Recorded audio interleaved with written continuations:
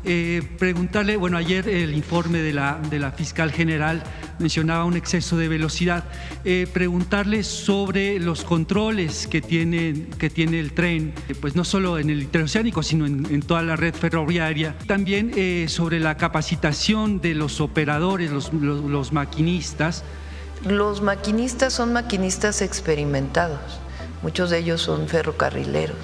Las causas de por qué no hubo control sobre el exceso de velocidad, y eso lo tiene que determinar la agencia en su reporte. Asegurarnos que en efecto el tren pues tiene más medidas de seguridad para todas las instituciones, no en particular para el CIDE. Deben dejar de ser instituciones elitistas. Nunca estás por encima de nadie, no estás por encima de un campesino, no estás por encima de un obrero, no estás por encima de un ama de casa. Y eso es lo que no está bien. Y que no olviden nunca que quien les paga su educación es el pueblo, o su investigación, porque es recurso público. Y segundo, el día de ayer la fiscal general de la República dio un primer informe, siéntense por favor, un primer informe de las causas del accidente del tren interoceánico. Le pedí a la secretaria de Gobernación, a Arturo Medina, subsecretario de Derechos Humanos, y a Yuriria Rodríguez, que es la titular de la Comisión Ejecutiva de Atención a Víctimas, que puedan informar al pueblo de México, a ustedes y a las víctimas y a los familiares de las víctimas del proceso de reparación integral del daño. ¿Cómo es este proceso? ¿Cuándo iniciaría? ¿Qué pasos debe llevar? Que es en coordinación con la Fiscalía General de la República. Entonces, si les parece, empezamos primero con este tema. Arturo, adelante. Con su permiso, Presidenta. Muy buenos días a todas y a todos. Iniciaremos diciendo que desde el primer momento en que ocurrió este lamentable accidente, en atención a sus instrucciones, se implementó un esquema de atención inmediata, permanente y coordinada para garantizar la atención integral de las víctimas y de sus familias. La prioridad siempre han sido las personas, su salud, su recuperación y el acompañamiento sensible, personal, en todos los ámbitos, incluido el jurídico, que requirieron las víctimas en ese momento tan complejo. También la atención a sus familias y a las familiares de las personas que lamentablemente perdieron la vida.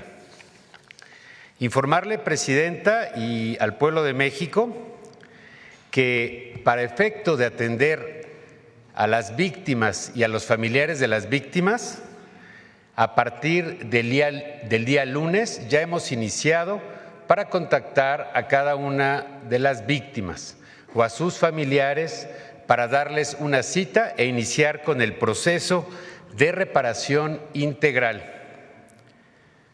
De informar que el corredor interoceánico ha aceptado la reparación recomendada por la Fiscalía General de la República. Informar también que las personas afectadas podrán optar o aceptar las salidas alternativas de los mecanismos de solución de controversias que pondrá a su disposición la Fiscalía General de la República. Mencionar que a partir del día lunes serán atendidos por un grupo interinstitucional. En esta mesa, cada una de las víctimas, Presidenta, estará acompañada por un asesor jurídico de la Comisión Ejecutiva de Atención a Víctimas, por personal de la Fiscalía General de la República, del Mecanismo de Solución Alternativo de Solución de Controversias, de la Secretaría de Gobernación, para poder atenderlos en todas sus dudas y planteamientos. Primero, las personas podrán decidir si aceptan esta mesa de trabajo y la reparación integral que será planteada por la Comisión Ejecutiva de Atención a Víctimas. También en esta mesa se les hará propuesta de la aseguradora, que será una parte integral de la solución que se dará o del planteamiento de solución que se dará a cada una de las víctimas. Se les va a citar, como ya informé, o se les ha empezado a citar de manera telefónica. La atención va a ser en sus comunidades. No tendrán que desplazarse a la Ciudad de México ni tendrán que hacer trayectos largos. Eliminaremos trámites innecesarios. No habrá trámites burocráticos para hacerlo de manera más eficiente y muy rápida.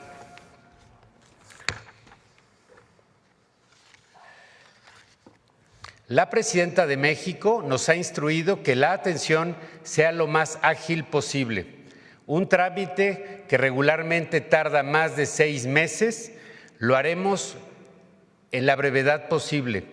El lunes iniciaremos y esperamos que en pocos días cada una de las personas, si así lo considera, acepte el proceso de la aseguradora y de la reparación integral del daño.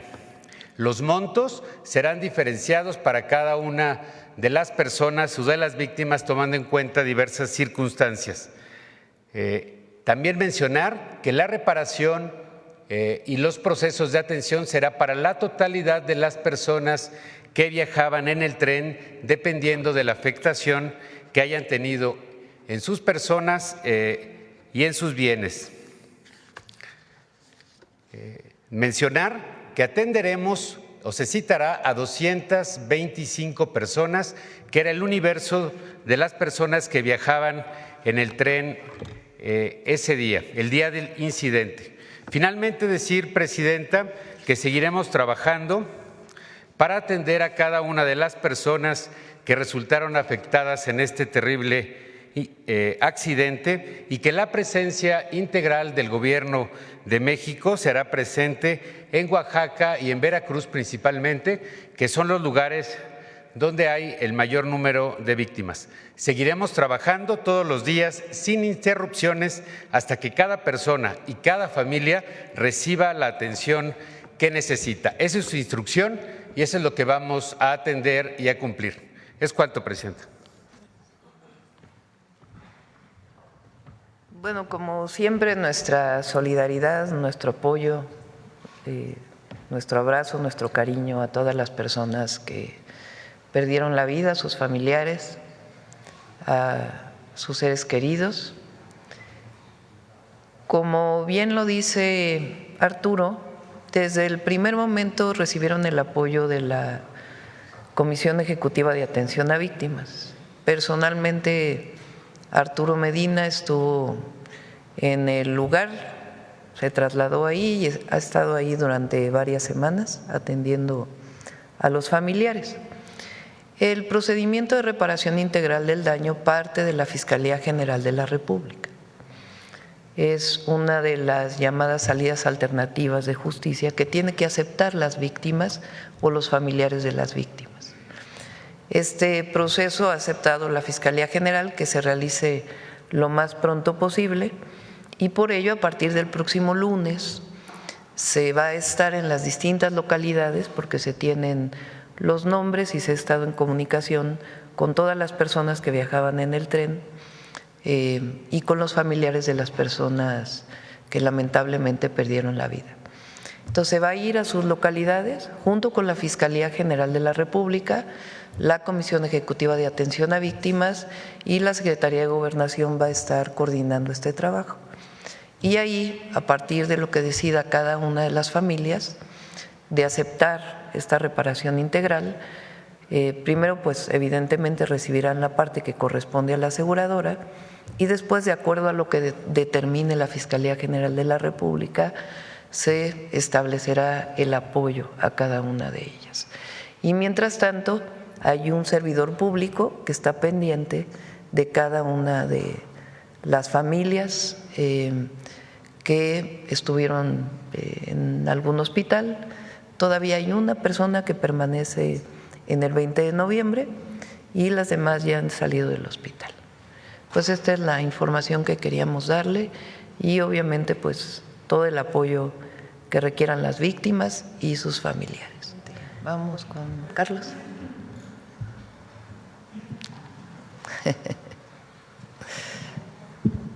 Buenos días a todas y todos. Carlos Navarro, de Heraldo Media Group. Presidenta, con la determinación de las causas del incidente, con la reparación del daño que están anunciando, ¿con esto se garantiza la justicia a las víctimas del accidente en el interoceánico?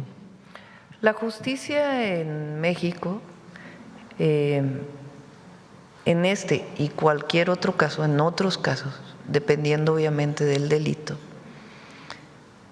tiene salidas que no necesariamente son siempre la cárcel, bueno, la privación ilegal, la privación legal de la libertad, perdón. ¿Cuáles son estas salidas? No sé, tú eres abogado, mejor explícalo tú, Arturo. Sí.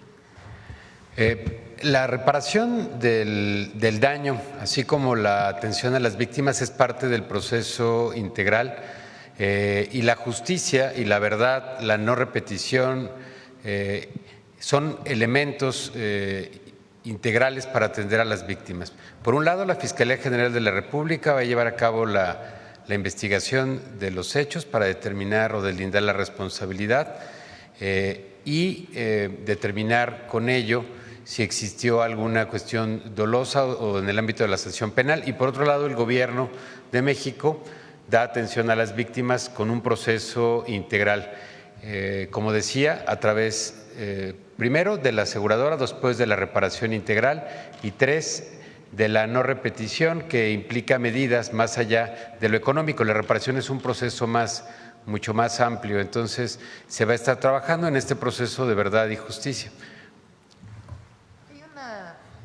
¿Por qué no explicas en el caso de un delito Sí. las salidas alternativas que Sí. tiene para cualquier delito? Sí, claro. Nuestra legislación.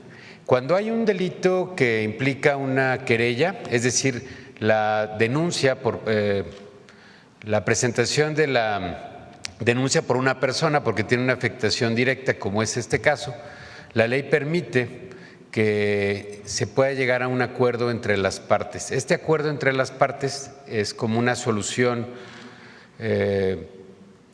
donde se ponen de acuerdo entre cuál es la afectación a la víctima o a las personas y, por otro lado, cuál es la forma en que se les va a reparar o a compensar, podríamos usar algunas otras palabras, es decir, cómo se le va a atender por quien le causó el daño, por la persona que le afectó. Y si hay un acuerdo, la ley permite que ante la Fiscalía General de la República, que la oficina se llama OEMASC, que es el organismo para la atención de la solución de controversias, o organismo alternativo de solución de controversias, se puedan poner de acuerdo, se cuida que efectivamente se atiendan las afectaciones a cada una de las víctimas, se revisa que no quede nada fuera y si la víctima está de acuerdo, firman un convenio donde dice yo acepto que con esto se me atiende de mi afectación y entonces eso da paso a que se pueda o dar el perdón o atender la demanda de cada víctima y con eso se cierra el expediente y así se abrevia la solución y procesos que podrían llevar años pues se pueden arreglar en semanas o en meses dependiendo de cada proceso. Ese es el objetivo de la solución alternativa de controversias. Gracias. Cuando hablan de… Hay salidas, porque tu pregunta es si se va a hacer justicia o si hay justicia. ¿Quién lo determina? Las salidas alternativas que establece la propia ley. Es decir, puede ser un asunto subjetivo si hay justicia o no. No, en este caso la justicia se establece claramente en la ley. Entonces, ¿cómo es en este caso o en otros casos? Son salidas alternativas a la prisión o a caso de continuar con un procedimiento. Entonces, en este caso se busca la reparación integral del daño. ¿Quién determina la reparación integral? la ley de víctimas, a ver si la tienes por ahí. Y ahí se establece cuáles son los criterios. Y esos criterios los determina la Fiscalía y la Comisión Ejecutiva de Víctimas. Y esos criterios los debe aceptar la víctima o el familiar de la víctima para que pueda reconocerse como tal que hay justicia. Uno de ellos es la no repetición, eso viene al final. ¿Cómo garantizamos que no haya esta repetición? Pues con los mecanismos que estamos planteando. Asegurarnos que en efecto el tren pues tiene más medidas de seguridad que eviten que haya o que la probabilidad de que haya un accidente pues sea la mínima. Y eso es lo que vamos a hacer a partir de esta certificación internacional y las recomendaciones que se establezcan. Presidenta, cuando hablan de reparación integral del daño, más allá de la cifra, ¿también habría opciones, como ha ocurrido en otros casos, de ofrecerles opciones de vivienda o ofertas laborales? Todo el apoyo que requiera la familia. No solamente es un monto económico, sino tiene que ver también con vivienda, con becas para los hijos, escuela, en fin, todo lo que requiera la familia. Gracias. En otro tema, Presidenta, con la revocación de mandato en Oaxaca, donde señaló el propio gobernador que el PT operó en su contra, ¿hay garantías de que el PT no condicione su voto en la reforma electoral? Sí. Nosotros vamos a plantear la reforma con los ejes que nosotros consideramos necesarios y que pide la ciudadanía. No porque una persona u otra no esté de acuerdo, no vamos a presentar lo que consideramos indispensable a partir de lo que la comisión ha recogido, de los foros, de las encuestas, indispensable para mejorar nuestro sistema electoral. Entonces, ese es el planteamiento que hacemos. Ya la Cámara de Diputados, la Cámara de Senadores, pues discutirá si está de acuerdo o no, pero en principio consideramos que la mayoría va a estar de acuerdo. Hablando de leyes, ¿tiene alguna iniciativa preferente para el siguiente periodo ordinario, Presidenta? Preferente como tal no lo estamos planteando, pero sí hay varias iniciativas, algunas de ellas de cultura, por cierto, que ya las vamos a presentar, que ayer también me preguntaron y las vamos a presentar. ¿Nos puede adelantar algunas? Ya las presentamos, yo creo que el lunes si vamos al tren, en la mañana, ya las presentamos después, o si el lunes tenemos la mañanera aquí y luego vamos al tren, pues las presentamos el lunes. Presidenta, ayer se reunió con la gobernadora. Porque el lunes inicia, ¿verdad? El periodo de sesiones. Domingo. El domingo 1 de febrero. Presidenta, ayer se reunió con la gobernadora del Banco de México y también con un grupo de banqueros. ¿Qué temas abordaron? ¿Cuáles son las perspectivas para México en este año 2026? Sí, recuerden que con ellos hemos estado trabajando distintos temas. Uno de ellos es el acceso a créditos, no solo a tasas accesibles, sino a que los requisitos para un crédito no sean tantos, porque en general las pequeñas empresas, medianas incluso, a veces no tienen acceso a un crédito por la cantidad de requisitos que se les solicita. Entonces, hablamos de ello y hay una mesa de trabajo con Secretaría de Hacienda. Y también sobre el tema de la digitalización de pagos, que ya hemos hablado aquí y que lo vamos a iniciar este año. Bueno, ya hay pagos digitales, pero lo vamos a impulsar todavía más este año. Y por último, preguntarle, pese a las medidas arancelarias de Estados Unidos y las constantes amenazas, hubo récord en las exportaciones, Presidenta. ¿Qué lectura le da a este indicador? Sí, a ver si pones ahí alguno de los, a ver el Financiero creo que sale, o en el Economista también, en varios sale hoy. Hazle más grande a la gráfica.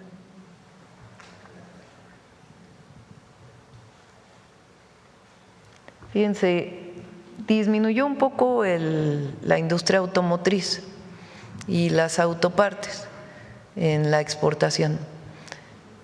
Una parte de ello tiene que ver con la disminución de la demanda en Estados Unidos, no solamente por, bueno, menor medida por el arancel, porque recuerden que México tiene para varias marcas, que son las marcas estadounidenses principalmente, o también japonesas que tienen cadenas de valor en México y en Estados Unidos, hay un descuento por la cantidad de partes que se fabrican en Estados Unidos.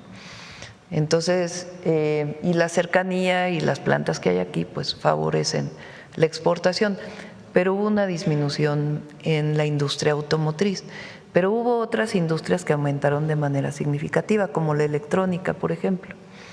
La industria electrónica aumentó de manera muy importante y eso tiene que ver pues no solamente con el tratado comercial, sino tiene que ver con las ventajas competitivas que tiene México frente a otros países, entre otras la cercanía, sencillamente.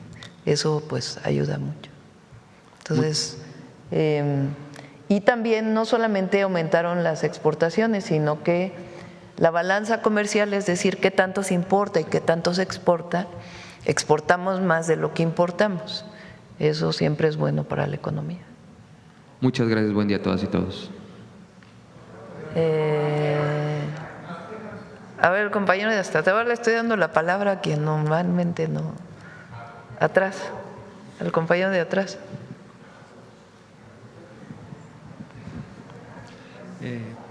Buenos días, muchas gracias por la oportunidad, Presidenta. Soy Ricardo Pérez de Diario Red América Latina.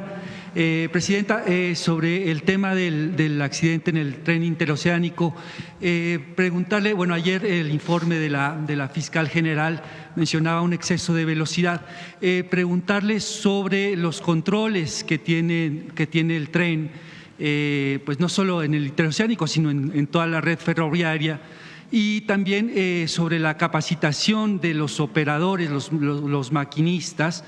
Y bueno, pues también ver con el subsecretario si ya hay un rango de los montos de indemnización que se pagarán a las víctimas y si entrarán todos estos 225 personas que viajaban en el tren en el momento del accidente.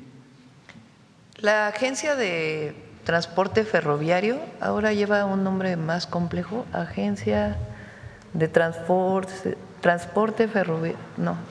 La Agencia de Regulación de Transporte Ferroviario y Transporte Público Integrado o algo así. Está haciendo también su propio análisis.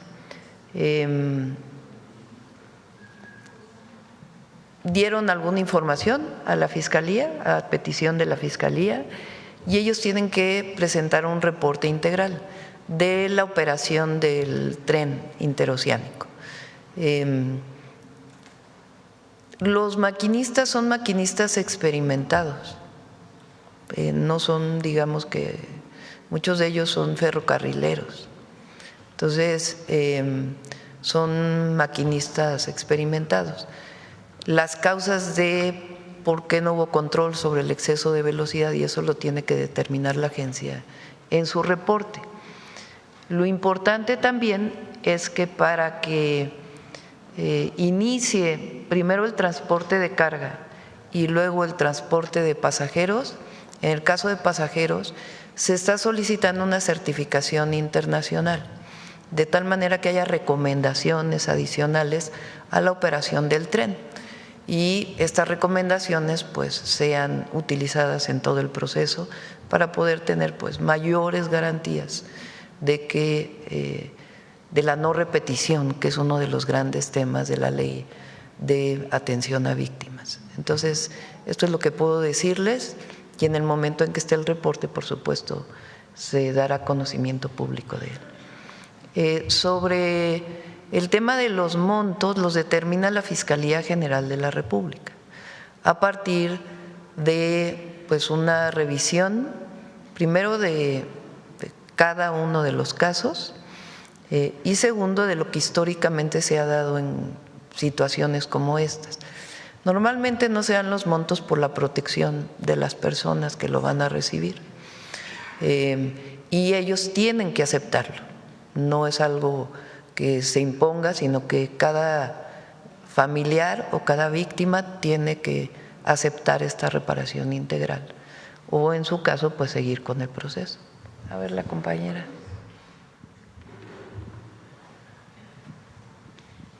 Muchas gracias, Presidenta. Yaret Arciniega, de Revista Fortuna. Presidenta, a nivel internacional, accidentes por exceso de velocidad como el de Santiago de Compostela o Amagasaki, o recientemente el que se presentó en España, obligó a los gobiernos a instalar sistemas de frenado automático para eliminar pues el factor de error humano.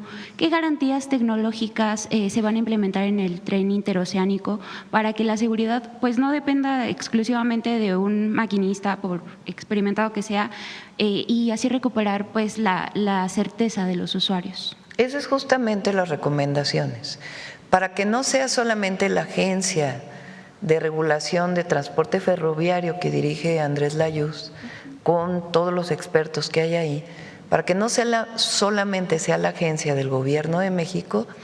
El objetivo es que hay 2 o 3 agencias certificadoras en el mundo de trenes. Entonces, estamos buscando una de estas agencias, ya recomendó de hecho una de ellas, la Agencia de Transporte Ferroviario, a la Secretaría Marina, para que haga toda la certificación. Es decir, ya estaba certificado por nacionalmente, pero queremos la certificación internacional, y ahí lo más importante son las recomendaciones que debe hacer el corredor interoceánico para garantizar la seguridad de esta vía. Entonces, por ello, hasta que no estén estas recomendaciones, no iniciará el transporte de pasajeros. El transporte de carga, una vez que se liberen las vías, que se determinen que están en condiciones, podrá utilizarlo el transporte de carga bajo ciertos mecanismos. Pero el transporte de pasajeros, hasta que no venga la certificación, no se hagan las recomendaciones y se lleven a cabo las recomendaciones, entonces iniciará de nuevo el transporte de pasajeros. Muchas gracias, Presidenta. En un segundo tema, preguntarle también sobre la reunión con los banqueros, si se habló de inflación y si podría comentarnos si los banqueros pues sí están considerando el ajuste a las tasas de interés que permitan reactivar el crédito. Bueno, esa es una decisión autónoma del Banco de México, la definición de la tasa de interés. Obviamente los bancos, pues a partir de ahí, de lo que regula el Banco de México o lo que regula la Comisión Nacional Bancaria y de Valores, pues ya determinan los propios criterios. Lo que estamos buscando es mecanismos que incluso más allá de la tasa faciliten los requisitos, porque parte del tema, porque han bajado las tasas de interés, no son necesariamente las tasas. Hay países en América Latina, Colombia, por ejemplo, que para ciertos préstamos tienen tasas más altas, pero dan más créditos. Entonces, ¿qué es lo que da Colombia o los bancos colombianos que no dan los bancos mexicanos? Pues menores requisitos para poder adquirir los créditos. Entonces, se está buscando que, sin poner en riesgo al sistema financiero, evidentemente, pues se faciliten los créditos, sobre todo para la pequeña y mediana empresa, pues que les permitan crecer. Uno de las limitaciones que históricamente se ha dicho en México, que limitan el crecimiento económico, que para nosotros no solo es crecimiento, sino bienestar, crecimiento con bienestar, tiene que ver con el acceso a los créditos. Entonces, desde el año pasado se viene trabajando en eso. De hecho, se firmó en la Convención Bancaria un acuerdo y ha aumentado 1 punto de entonces a la fecha el porcentaje de créditos que otorga la banca comercial, pero queremos que aumente mucho más. Entonces, eso es lo que platicamos el día de ayer y por eso pues va a ser una serie de anuncios NAFINSA y va a seguir trabajando Hacienda con ellos, pero están en la mejor disposición. ¿Cuál sería la meta para este año que crezca este porcentaje? Bueno, yo les dije que por lo menos crezca 2 puntos, que sí. El año pasado creció 1 punto, pues que crezca por lo menos 2. Habíamos planteado, estaba sobre 25%, que creciera al 30% en el sexenio. Países de América Latina tienen 40, 50%. Entonces, bueno, que aceleremos para ver si pasamos del 30% y que este año a ver si podemos llegar a 2 puntos más de lo que crecimos el año pasado en otorgamiento de créditos. ¿Asistirá este año a la convención bancaria, Presidenta? Sí, vamos a asistir. Muchas gracias. En un tercer tema, Presidenta, ayer se informó sobre los cambios directivos en el CIDE. ¿Podría compartirnos qué le ha reportado la Secretaría de Ciencia respecto al nombramiento de la directora interina? ¿En qué contexto se da este cambio en la institución académica, pues dedicada mayoritariamente al diseño de políticas públicas? ¿Qué mensaje le enviaría a la comunidad académica y estudiantil? Y también preguntarle qué espera su gobierno del CIDE en esta nueva etapa. El CIDE es una institución que es una buena institución académica, como muchas otras, porque también se dio esta idea de que el CIDE, el Colegio de México, algunas instituciones particulares eran las de excelencia frente a otras instituciones públicas.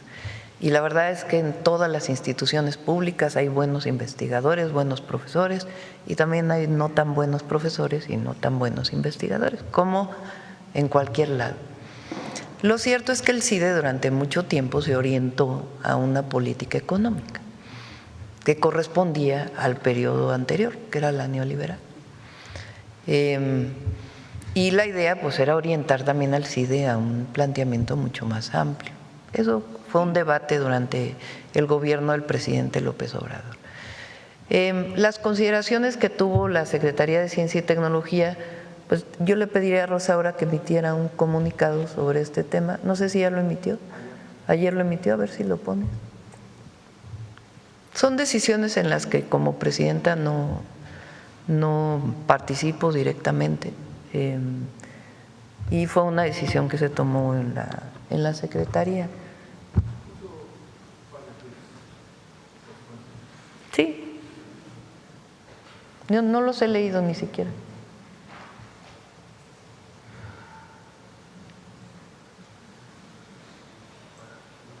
Pero las razones del cambio.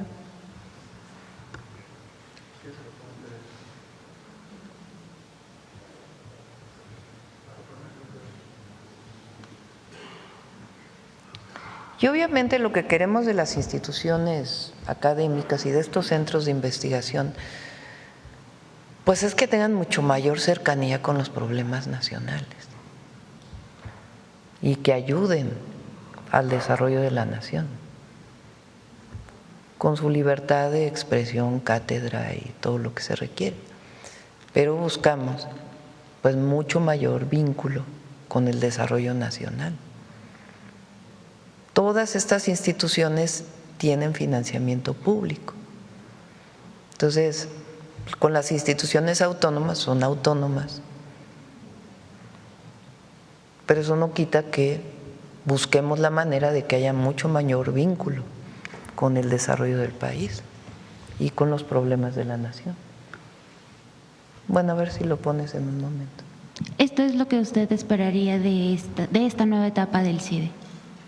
Sí, pues no sé si es nueva etapa o no, pero tiene una nueva directora y evidentemente pues lo que se busca siempre es mucho mayor cercanía con los problemas nacionales. Y muchas instituciones académicas, lo digo porque soy académica, bueno, todavía me siento académica, o era académica. Durante muchos años de mi vida me dediqué a la investigación. Se generó los estímulos académicos, el SNI, generaron un esquema de trabajo muy individualizado y de mucha competencia de unos con otros para poder obtener puntos para tener un mayor ingreso.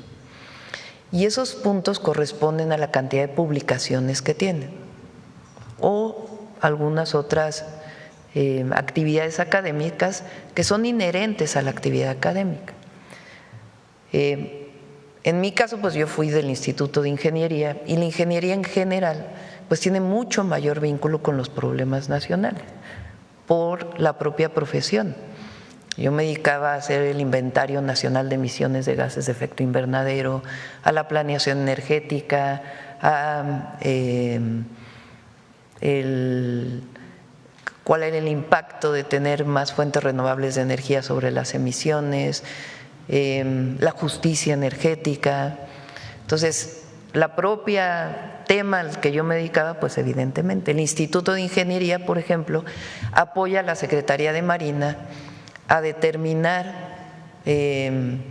las escolleras, qué característica deben de tener a partir de las corrientes marinas. El CICESE, por ejemplo, ha apoyado a Pemex en términos de la exploración en el Golfo a partir de las corrientes marinas. El Instituto de Ingeniería también ayuda mucho en la definición de normas de estructura. Entonces, eso es la ingeniería. Pero hay muchas otras áreas, y particularmente las ciencias sociales, que tienen que tener mucho mayor vínculo con el desarrollo de la nación. Y eso es lo que buscamos, que haya mucho mayor vínculo con el desarrollo nacional. ¿Cuál sería su mensaje para la comunidad estudiantil y académica de este instituto, Presidenta? Para todas las instituciones, no en particular para el CIDE. Yo creo que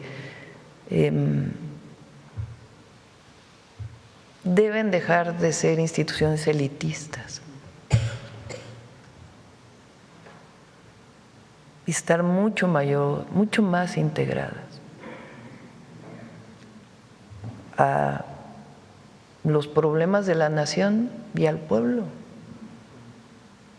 Se dio una elitización muy grande en muchas instituciones académicas, como si estuvieran encima de los demás. Y nadie está encima de nadie. Y esta visión de que se estaba encima de todos, pues es algo que no debe ocurrir. Por más que tengas 50 años de carrera académica y tengas 1000 publicaciones o 2000 publicaciones, por más que no sé cómo se mida la inteligencia, porque eso es un debate, pero por más inteligente que se sienta cualquier persona, nunca estás por encima de nadie.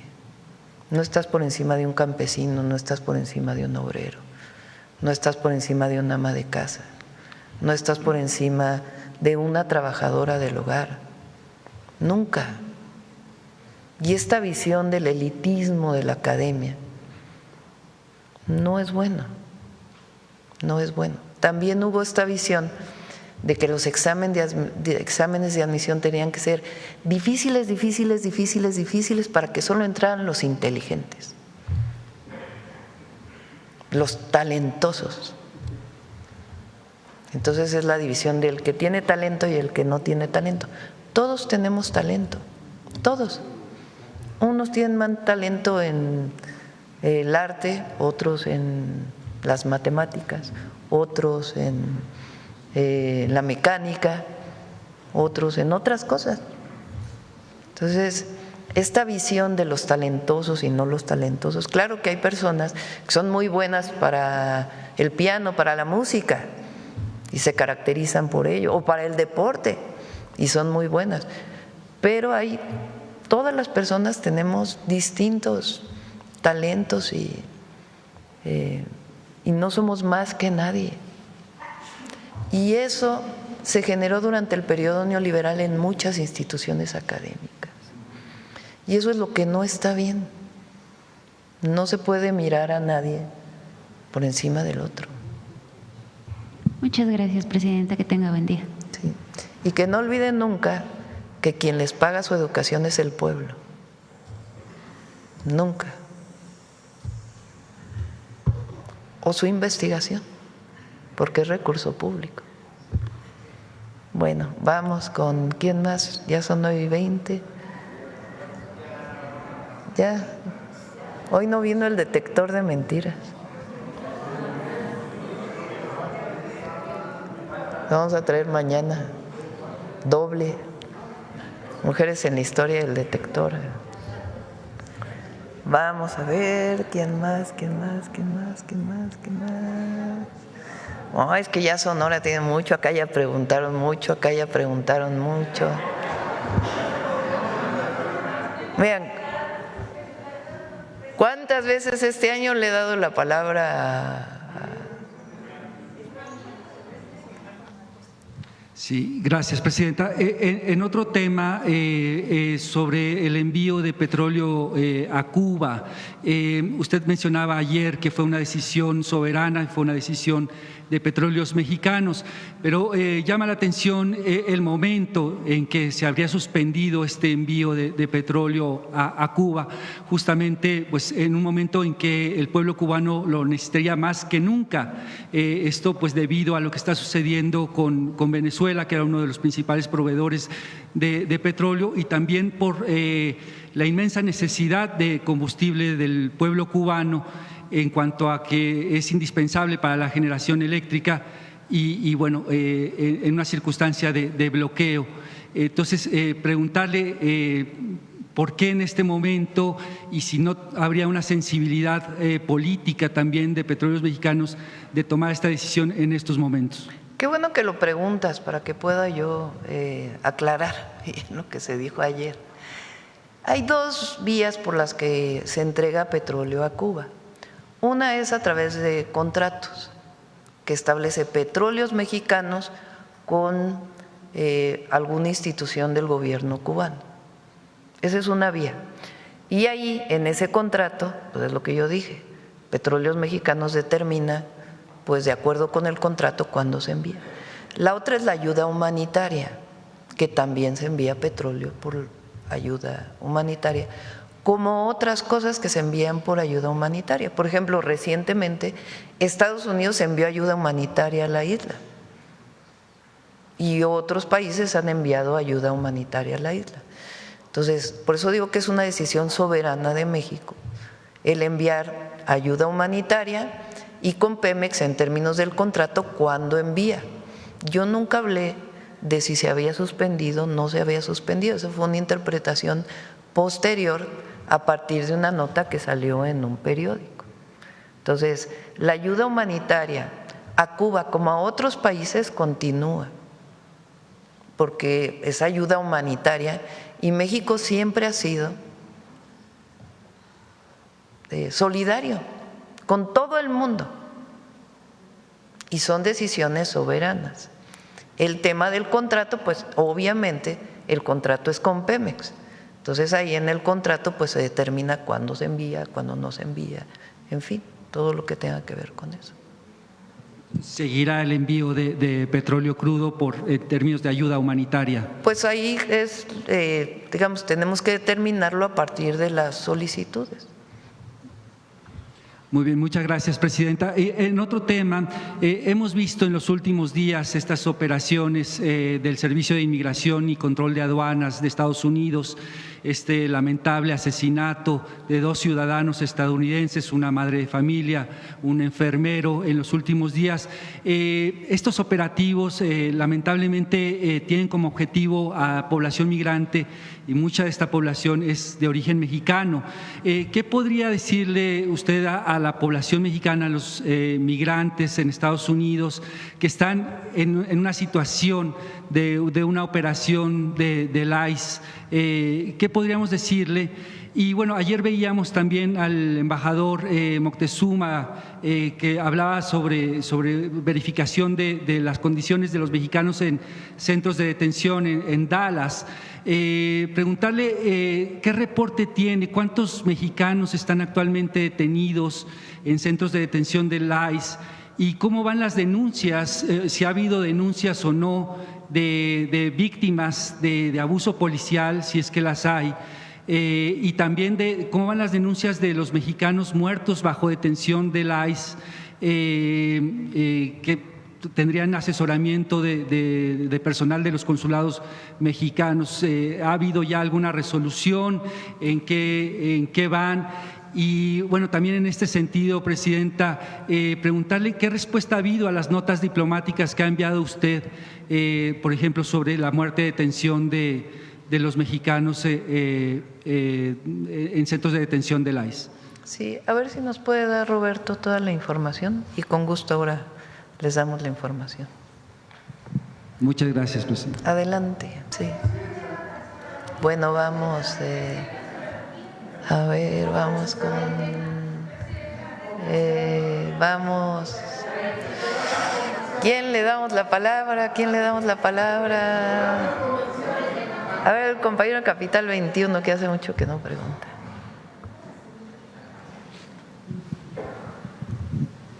Buenos días, presidenta. José Buenos Manuel días. Fuentes, de Capital 21. No me paro por el tema de las cámaras, una disculpa. Preguntarle, en estos días la jefa de gobierno, Clara Brugada, pues ha continuado con una estrategia que usted pues fue promoviendo como jefa de gobierno, que es la salud mental. Esto pues es muy importante, pues atender a las y a los jóvenes en secundarias y también en medio superior.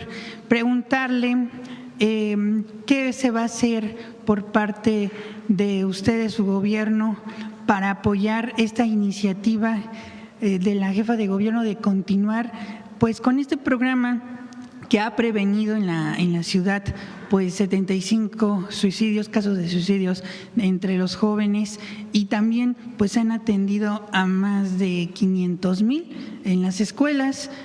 También preguntarle sobre su estrategia a nivel federal que usted va a lanzar de salud mental, y también de una estrategia que va ligada con la de la seguridad, de atender las causas, esta campaña también en contra de las metanfetaminas. Preguntarle cuándo vamos a conocer todo este plan integral. La segunda semana de febrero, la próxima semana, por cierto, el lunes los vamos a invitar.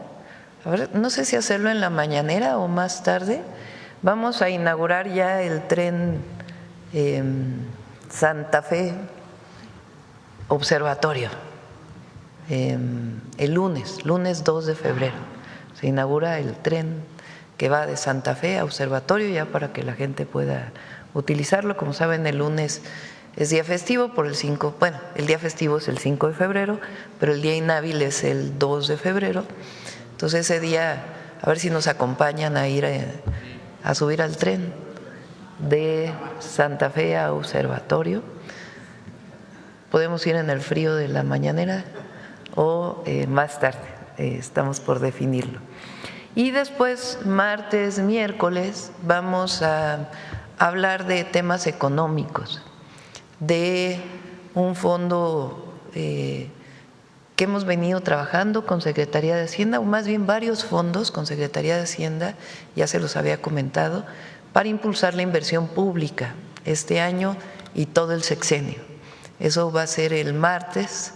El miércoles viene Pemex para poder informar, bien informar, porque hay mucha mala información, bien informar de la producción de petróleo, de la refinación, de los proyectos de petroquímica y otros proyectos muy importantes que estamos desarrollando con Pemex, incluido hasta proyectos de geotermia e hidrógeno, litio. Todo eso lo va a informar el miércoles Pemex. El jueves es 5 de febrero, nos vamos a ir a Querétaro, y el viernes ya seguimos con la gira. Esa es la agenda de la próxima semana. Y la siguiente semana vamos a presentar la estrategia integral de jóvenes, que tiene que ver tanto con las preparatorias, las universidades, como con los centros de alto rendimiento que ya hemos platicado, con Jóvenes Unen al Barrio, que inicia ya en el gobierno federal, que fue un programa que iniciamos en el gobierno de la Ciudad de México, con Reconecta con la Paz, varios programas integrales de apoyo integral a los jóvenes, además de Jóvenes Construyendo el Futuro, y culturales también. Y esa misma semana vamos a hablar del Programa Integral de Salud Mental, que tiene que ver con atención en educación media superior, superior y centros de atención, y cómo se integra también la Secretaría de Salud a esta estrategia. Esto va a ser la segunda semana de febrero. Y felicitar a Clara, porque la verdad ha hecho un excelente trabajo en este tema.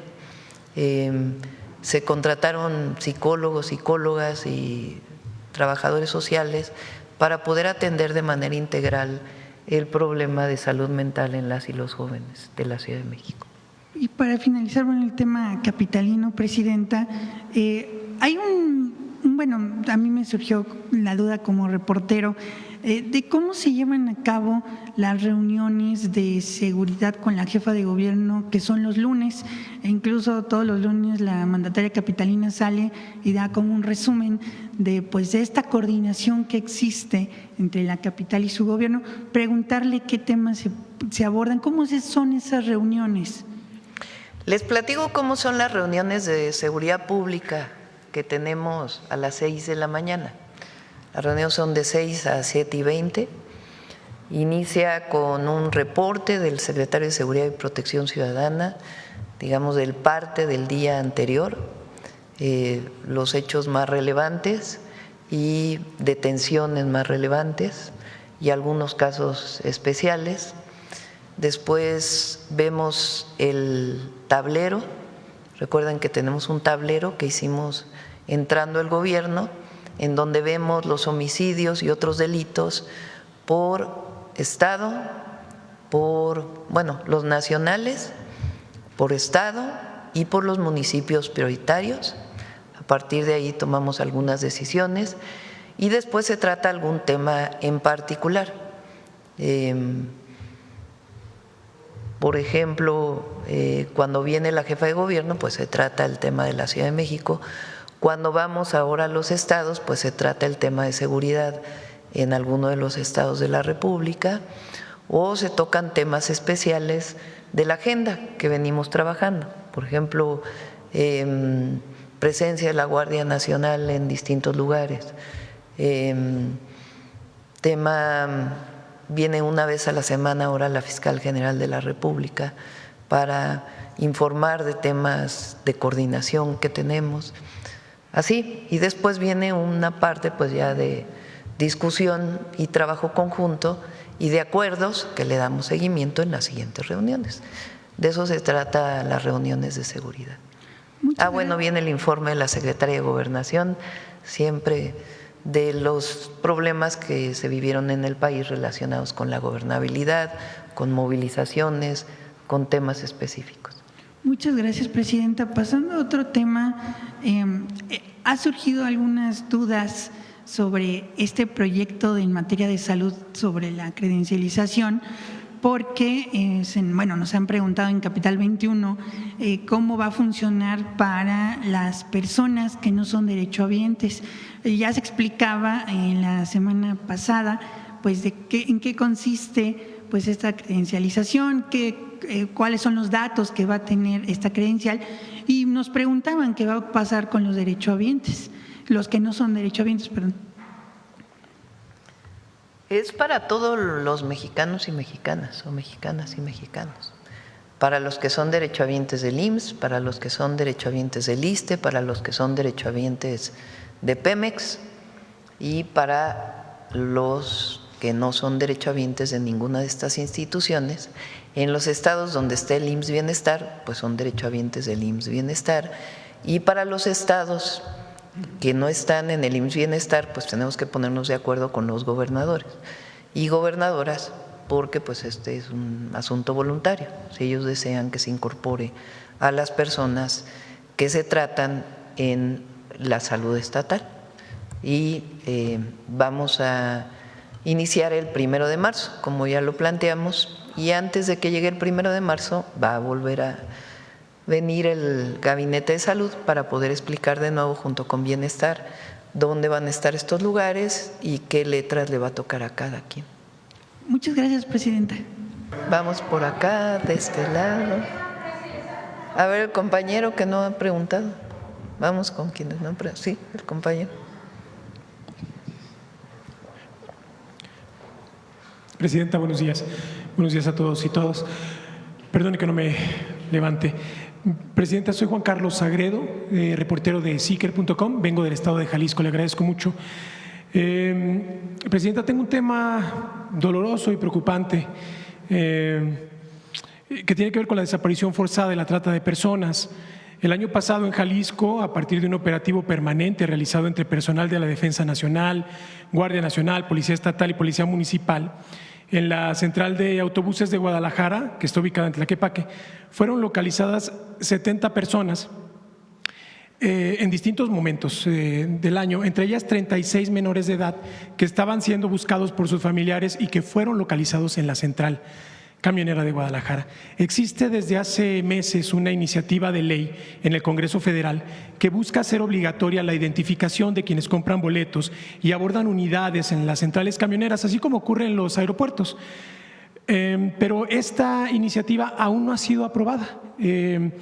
¿Podría hacer usted un llamado a los legisladores para dar celeridad a este tema, Presidenta?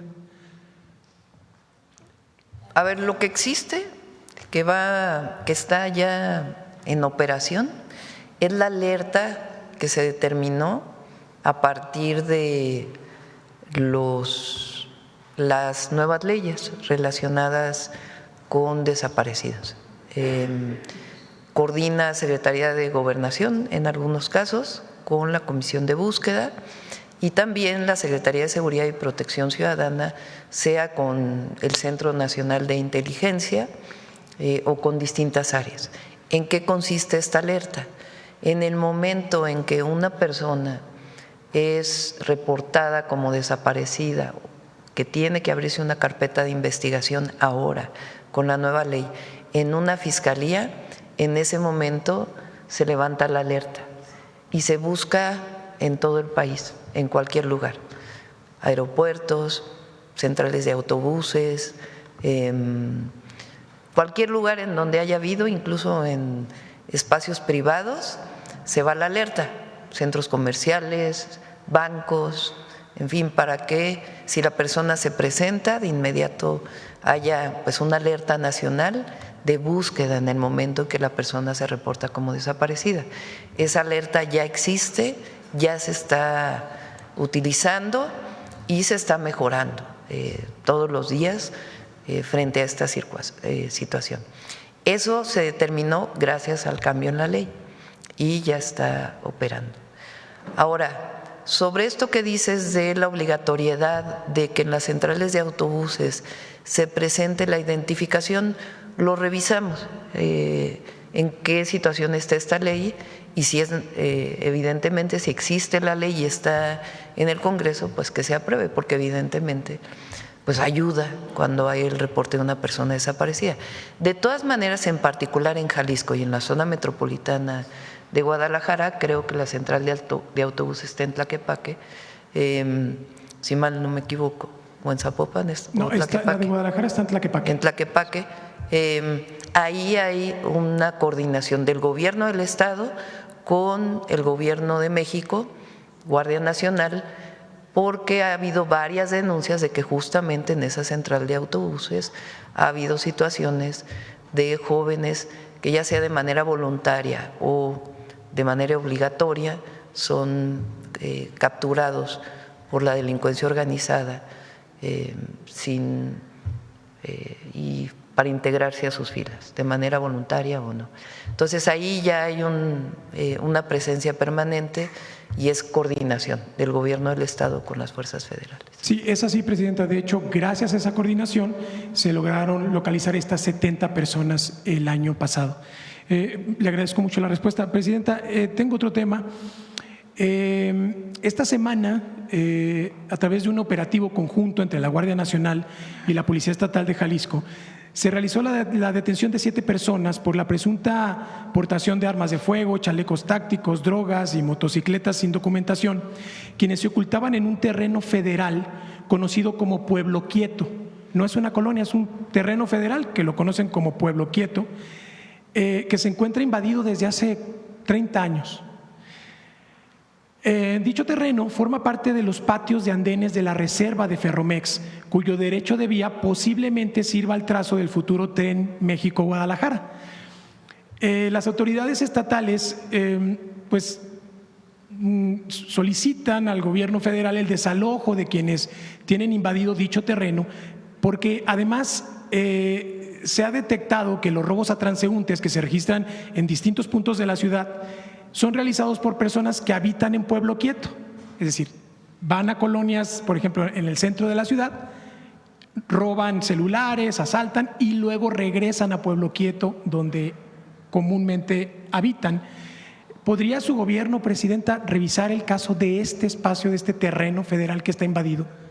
Sí, por supuesto lo revisamos. Yo creo que hay que tratarlo de dos temas distintos, ¿no? Porque un tema sería el tema delincuencial o de delitos y el otro tema pues tiene que ver con personas que viven a lo mejor de manera irregular ahí. Entonces hay que tratarlo distinto, ¿no? Lo que tenga que ver con asunto de carpetas de investigación por delincuencia común, que tiene que verse con la Fiscalía del Estado.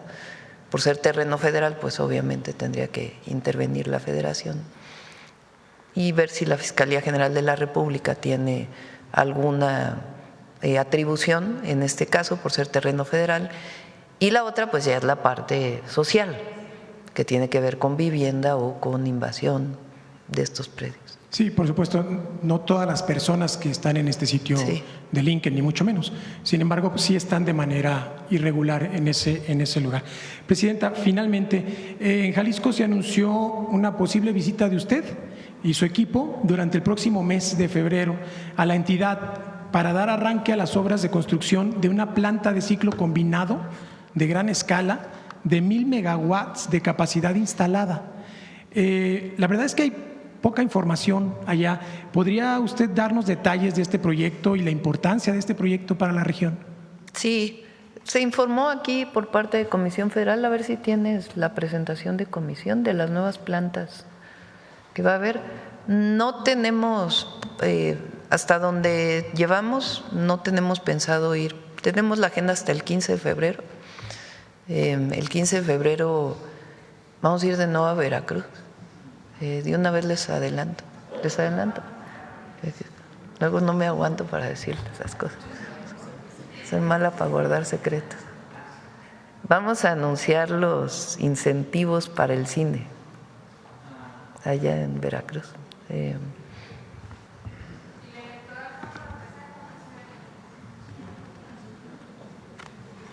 No está Jalisco. Los Cabos, Mazatlán, Altamira, Salamanca, Tula. De